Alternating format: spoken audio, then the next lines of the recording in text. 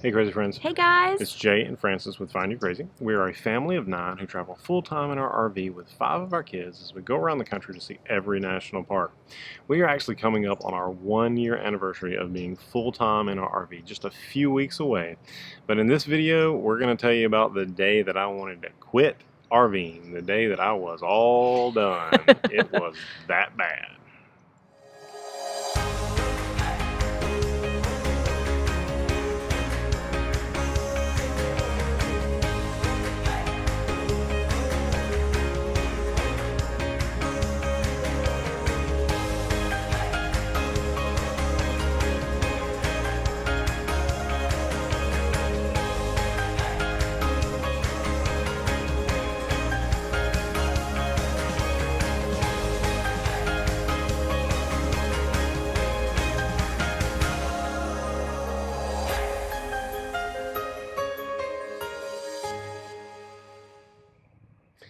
So if you have followed our channel, you know that being full-time RVing, we have had some pretty epic adventures and seen some pretty amazing things. Yes. But we've also been very upfront that it's not all sunshine and rainbows. Life in an RV is still life, and so there are going to be ups and downs. And so we've shared some of our bad days. In fact, our very first day full-time RVing was not that epic. It was pretty brutal. Yeah. And then we've shared some scary nights where the ice storm in Thermopolis, where we stayed up all night listening to the limbs fall. But neither one of those were as bad as this. This is literally the first time when I said I am all done full-time RVing. But it wasn't even that's even an understatement, because I was just all done with life. I just was done. You just hit one of those points where, like, you just say, Lord, I appreciate the confidence you have in me, but I can't take even one more thing right now. And we share this, like Jay said, just to encourage you that everything is not easy. Everything is not sunshine. And we also want to share some things that we've learned, and maybe through anything that we've gone through, whether it be something silly, something wonderful, tips that we have, or difficulties that we've gone through. We share all of those, number one, just to be real. This is a real journey. And if you only see the high points, then you're going to be really disappointed when you start. And after that, also to realize we're not perfect, and we're learning right alongside you for sure. And also third, just to realize that, you know what, if you endure through it, man, there are some great times on the other side, but we want to be authentic with you guys, and maybe something we've gone through will help you to avoid some of the tragedy that we've gone through, especially this time. So, as most really bad days do, this one started out just fine. This was a normal travel day for us. We were actually here. We were, actually, we've kind of come full circle back to the same campground that we're filming in right now. It was just a one-night stopover. Like, we didn't even unhook the truck, just pulled in, quick out. We're back on the road the next morning. And so, when we're pulling out, as is normal for us, we kind of check everybody's gas mileage. Hey, how much do you have to empty? What time is it exactly we're leaving? What time we're going to want to eat lunch? And then we kind of formulate a plan. All right, this is how far we're going to go. We can make it to this rest stop. We're just doing sandwiches. We're eating fast food here, whatever it is. And one of the things that I always do is look at my gas app. So I have, we're part of a fuel program, and it enables me to look at an app that tells me where all I can get discounted prices on fuel. And right now, fuel prices are pretty high, higher than they've been the entire first year that we've been doing it. So we're really trying to do that. And so I looked, and there was a place that was like 50 cents cheaper than everywhere else. Great price. And I looked, and it's 140 miles away, and I had 170 miles left in my tank, and it was going to work out where we hit it right at lunchtime. So, I mean, like, everything about it was great. Boom, we're on the road. So we traveled about an hour, and I pulled back up the gas station and put it in my app, and I was down, like, we were about halfway there, so it was about 70 miles left, and I had like 95 miles left on my gas tank. So I'm like, we're still good. Cruising on down the road. About 30 minutes later, I called Francis. We had been talking to our parents, and so I called her, and we were talking on the phone. And I looked again, and, you know, I was about like 50 miles away and still had like 73 miles or something. So I'm great, no problem. So I'm talking to Francis, and when my gas gauge, not the needle gauge, but the countdown, like I have a countdown of how many miles are left, when it hit 30 miles left, it stopped counting down in miles and just dropped like a rock. Like I went back and looked, and in the distance, like I traveled 5 miles in the distance when it from when it hit 30 to when it hit 0. So we're driving along, and like I notice it dropping, and I tell Frances, I think we're just going to coast in here on fumes. And she's like, oh, what? What? And so she immediately says, well, you just need to pull over. And so I pulled out my app that shows me each exit that's coming up and what's at it. And I said, well, there's only one more exit between us and the place we're trying to get, and there's not even a gas station there. So, like, we don't have any choice. Like, I've got to try to make it there. But I said, sweetheart, I think we're fine. Like, I've got 10 miles left. It's dropping fast, but we've only got about 4 miles left to go for this next exit. So close. I think we're good. And it went down and it hit 0, and she said, what are we going to do? And I was like, sweetie, there's only 3 miles left to the gas station. Like, I think we can make it. Most gas tanks that I've had, like, they've had there's little bit of there's some forgiveness in the end. There's no grace on this truck, apparently. And so she said, well, what's going to happen if we're out of gas? And I said, well, it might be a little bit of hassle. It's not a big deal. Because we never had diesel before, so this is new for us. We'll just go get a can of gas. I said, I may have to prime the pump, but it won't be a big deal. It'll cost us some time. That's all it will cost us. Hindsight. So we're 2 miles now from the exit ramp, and it runs out of gas.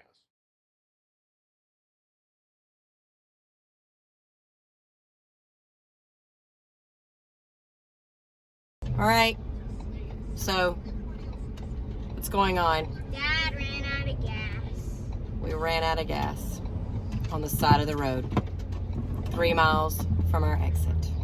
And so I coast over to the side of the shoulder, jump out, get in the car with Frances. I said, hey, sweetheart, I'm so sorry this is on me. I'm such an idiot. I mean, I felt terrible, but let's just go and get it over with. So we drove up, again, 2 miles down to this gas station.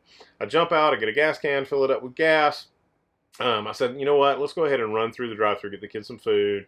So we did that. Thank goodness we did that. And we were all feeling pretty good at this point. Yeah, like really? I was pretty frustrated with myself to start with, but by then Frances had calmed me down, and we were all giggling. Like we had to drive back up the interstate and saw the camper and come back, and we were, hey, that's a good-looking camper. Y'all want a camper today? We're in pretty good spirits. Yes. So we drive up, we come back down, and I say, all right, you just sit here, I'm going to jump out. So I get out with my gas can, and I'm walking around the camper, and I realized this is going to be a little hairier than I thought. I have to just tell you, at this point, was the only place that I was really scared. Like, we really, through the rest of this story, there were ups and downs and good and bad, but this one was terrifying to me. So we're literally, and Jay can attest to that, probably about 3 feet from where our truck is. There's plenty of shoulder, but I didn't want to pull off into the grass because we're in Florida, and it was just a little bit spongy. And so I didn't want to get my wheels off. And so that put the camper completely off the road, but only left about 2 feet between the edge of the camper and the white line. For real. And so, when you're sitting behind it, as these 18-wheelers are going by, our entire camper is just swaying back and forth. I-75 in Florida, 6 lanes. And we had our hazards on, and we were off on the shoulder, but it didn't matter. People were just flying by. And so he gets out, and that's when I realized, hold the bus here. Like, my husband is going to be on the side of the road. And not only that, but our diesel truck, it's a dually, and so it sticks out a little bit, and then our camper is even bigger than that, so there's no line of sight for anybody to see him. Nobody can see that I'm up there. Until they're right there. You said it was so bad that what happened? Yeah, I knew I was in trouble when I got everything set up and was putting some gas in, and an 18-wheeler came by that hadn't moved over, and it blew my hat off. Y'all, for real. I thought, I'm glad I didn't know that part. I did not know that. And I did feel secure because, like, where I was at, I was tucked in behind the camper, like. So, but nobody's like, some people are getting over, but not many, because they're just like, okay, they're on the side of the road. They don't really see any impending doom going on here. They're like, I can't really get over. People are trying, but not really. So I begin to hang out of the car as best as I can without having my arm taken off. And I'm like doing some kind of like either Braves Which karate I didn't know. chop. I probably would have been terrified for her. So I'm like doing a Braves karate chop, or like, the whole airline forward thing that you do, bringing in the planes. So I am hanging out going, get over. Then they would go by. I'm like, thank you, get over. And so I'm looking, and it really worked, though. That is at least a small tip. Maybe it wasn't the best idea, but people began to see there was a problem, that it was their eyes were drawn to the fact that there was something going on, So, or somebody's thanks crazy. to Francis, I survived putting 5 gallons of fuel back into the truck. So scary. And so I jumped back inside, and I'm on the phone with Francis, and I said, all right, this may take a minute because I've got to prime the pump. And so on my truck, you're just supposed to turn the key on, and it lets the pump run and pumps the fuel back through the system so that it can start up, because it won't start with air in there. And so it's supposed to auto prime itself. And so I did exactly what it's supposed to do. Turn the key. Nothing. So I waited a few minutes because I had read, and like, you're not supposed to keep doing it because you could overheat some things. So I waited a few minutes. I did everything again, nothing. Waited a few minutes, did everything again, nothing. So after about the 4th time, I'm in the truck. Obviously, I can't crank it up, so there's no air. Florida sun's beating down on it. So now I'm sweating literally, and I'm starting to sweat mentally as well. And so I called my mechanic back home. Again, we're in Florida, like hours and hours away from anybody I know. And I said, hey man, here's what just happened. I'm an idiot. I ran out of gas. I've been trying to prime the pump and it won't turn over. And he said, here's the issue. He said, there's a little thing on the top of your fuel pump, fuel coolant thing, where there's a valve, and you have to have a special little tool to bleed that off. He said, so if what you've done hasn't worked, unfortunately, you're going to have to take it to a mechanic. He said, the good news is it's going to take them like 3 minutes. He said, the bad news is you can't do it yourself, and you're going to have to take it somewhere. So I hung up the phone. I tried it like one more time, and nothing. And so I called AAA. That's who we have our towing through for the camper and everything, and explained to them that, I need a tow, but just for the truck, not for the camper. I had looked up, and luckily there was a mechanic at this next exit 2 miles down the road. I'd already called him, and he said, yeah, man, just bring it in. I'll jump outside and do it for you real quick. It won't take but a second. So I send Frances on because I don't want her on the side of the road anymore. Tow truck gets there. We're able to pull the truck out from under the camper, and then I'm really nervous because once we get the truck out from under it, like when these 18-wheelers go by, the whole camper is like shaking. Oh. So I let down all the stabilizers and even got the front tripod out and put it on, thinking like, this is all I can do, so let's go. So the guy tows me down the road. I mean, he tows me like 2 whole miles down the road. Literally. Drops me off at this mechanic's place. The guy comes out. They pop the hood up. I'm telling him, everything that's happened again. He said, oh yeah, he said, this won't take but a second. He gets his little tool and sticks it in there, and it blows out the air, and then it blows out a little bit of mix, and then it's just spitting fuel. And he says, all right, you should be good to go. Try it again. Same thing. Nothing. And he says, okay. So he says, let me just do it again. Sometimes it takes a couple times. So he does it again. Not really any air this time. Kind of straight to fuel. Try to crank it. Nothing. And then he said, that's weird. And your doctor and your mechanic are the 2 people that you never want to hear them say, that's weird. So then he calls like another guy out from the shop. And so then like 3 of them come over and are looking at it. And then they tried to bleed the fuel off the back part of the pump, and it was fine. And then they checked the fuel filter and made sure it was full of fuel, and it was fine. And he says, this may mean you've got another issue. I was like, code. This means expensive. Yeah, I'm getting really nervous now because everybody that told me when I went to buy the diesel said, you're going to love it, about everything about it, until the first time you have to fix something, and then you're going to hate it because it's so expensive.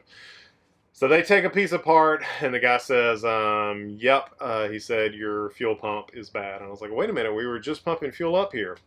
So this is my first diesel to ever own, so I'm still learning about them. I knew a little bit about them, and if you don't know, and you're thinking about getting a diesel, so diesels work on really high pressure fuel, and so like your car, the pump pumps it in at just a couple of PSI, pounds per square inch.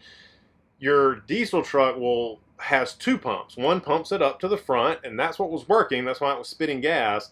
But then there's another one that's the high pressure fuel pump, and it takes the gas and turns it from like 6 PSI to like 2400 PSI, 12 to 2400 PSI. Well, the problem with that pump, I didn't know this, is that the only thing that lubricates it is the actual gas running through it. And so when the gas was gone and it tried to turn itself back on, basically the metal grinded against metal and it just locked itself up. And not only that, it shaves off little pieces of metal and spits it through the whole fuel system. So the guy comes back out and he says, well, he said, I'm pretty sure that's what it is. I need to check one more thing. And so they came out and they tried a couple other things. And so then he goes back inside, crunches some numbers, and he comes out and hands me this piece of paper and he says, all right, I think this is what it's going to be.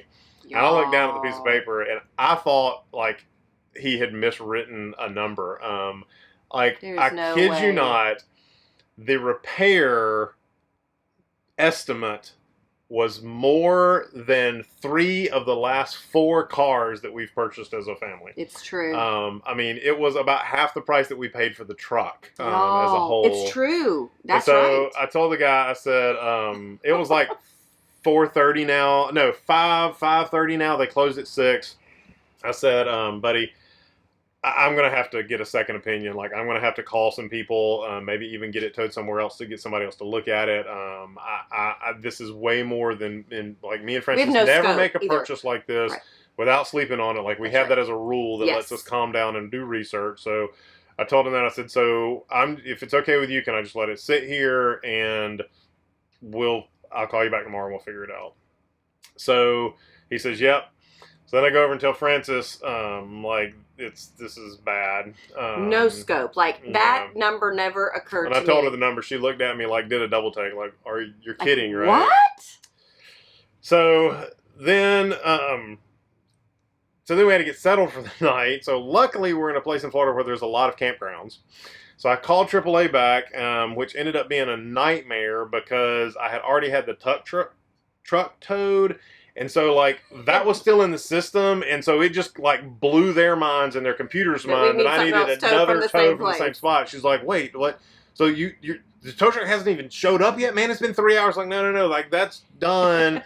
And then they had to transfer me to, like, the camper department. It was just a nightmare. Long story short, it's, like, dark before we finally get the tow truck there and get the camper towed off the side of the road. Which was harrowing because you're on the side of I-75 in the dark. Everything now in the pitch black dark. Everything in the dark. It was crazy. And then the campground that we had found, like when we ended up getting there, it wasn't a pull through and the tow truck couldn't get in, so we had to call another campground and go to another place. So, I mean, just crazy upon crazy. So we finally get to sleep that night, and Frances, bless her heart, she's like, honey, we're all safe. Yes. We're alive. We're in a nice campground. No one ever in a spot in Florida. The weather's beautiful. Yeah. Like, just, it's going to be okay. It's going to be fine.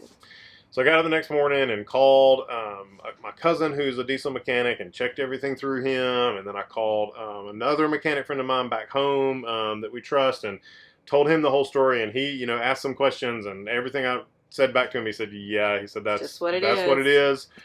He said, you don't want to hear this, but you're just unlucky. He said, 8 out of 10 times you'll turn, once you reprime the pump and bleed that air off, he said, 8 out of 10 you're going to turn it on. But don't do it. Like, don't gamble, because we gambled 2 out of 10 times. We lost big, y'all. It's exactly what's happening. He said, honestly, he said, I had a guy in the shop last week with this exact same thing.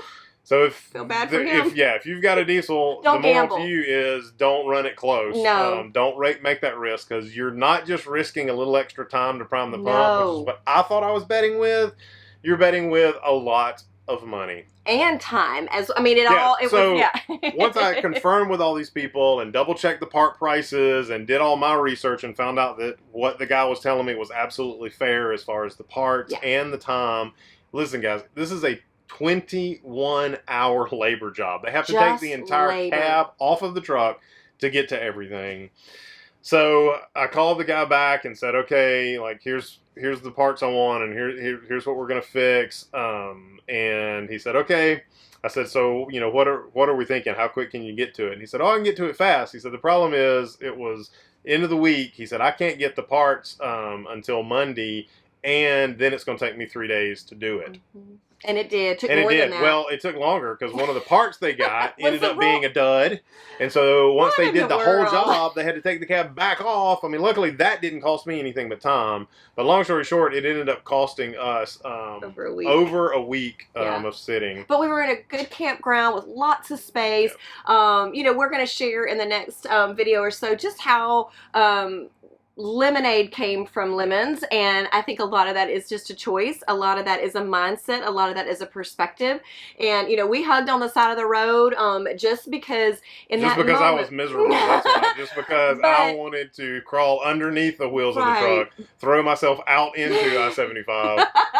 But the truth is I think maybe having that perspective moment where he's on the side of the road and I'm literally saying, I don't really care about anything right now. I don't care about money. I don't care about our camper. I don't care about our truck. I just care about him getting back in this car and being safe. That's all that mattered. And maybe the Lord gave us that moment, or me perspective. But also one of the things that Keep Your Daydream has said that I kept in my mind that entire day was stay solution based. Don't look at this as an opportunity to just vent things that you can't take back, to make the person feel worse. We've all made mistakes. There is not one of us that has not made a mistake in this camping adventure, in our parenting adventure. Never made a mistake that cost us much. This is a new high. Well, I know that, but you know, just remember in those high tension moments, if we've learned anything, kind of at the end of this relationally, is just again, like Trish said, stay solution based. In that moment, just think of what needs to happen next. Bite your tongue on the things that the disappointment you're dealing with, because if you were on the other side of that and you had made a mistake like that, how would you want someone to treat you? And realize your children are listening to the ways that you're responding to this. Francis and the kids were great. Like the kids were amazing. I was like getting into a darker and darker and darker but you place. Never lost your cool. Like you never got you just felt bad because I mean I knew this was my fault, self-inflicted, but it happens like Francis, to us all. She just kept saying we're safe, we're here. Like every time something good would happen, hey, look, we got the tow truck pretty fast again. Like she kept that never happens trying to be positive, and the kids were like amazing. I mean, they ended up being in the 10 van hours or in the car, in the grass outside of this service station for like 8 hours that day. It's and true. Never but we got Frosties. Said a negative thing, and we got home that night, and we're like, kids, we're so sorry. And little Sky looks up and she says, oh, I'm just so sorry y'all had to deal with all this. I mean, it just... She said, y'all were trying to stay on budget.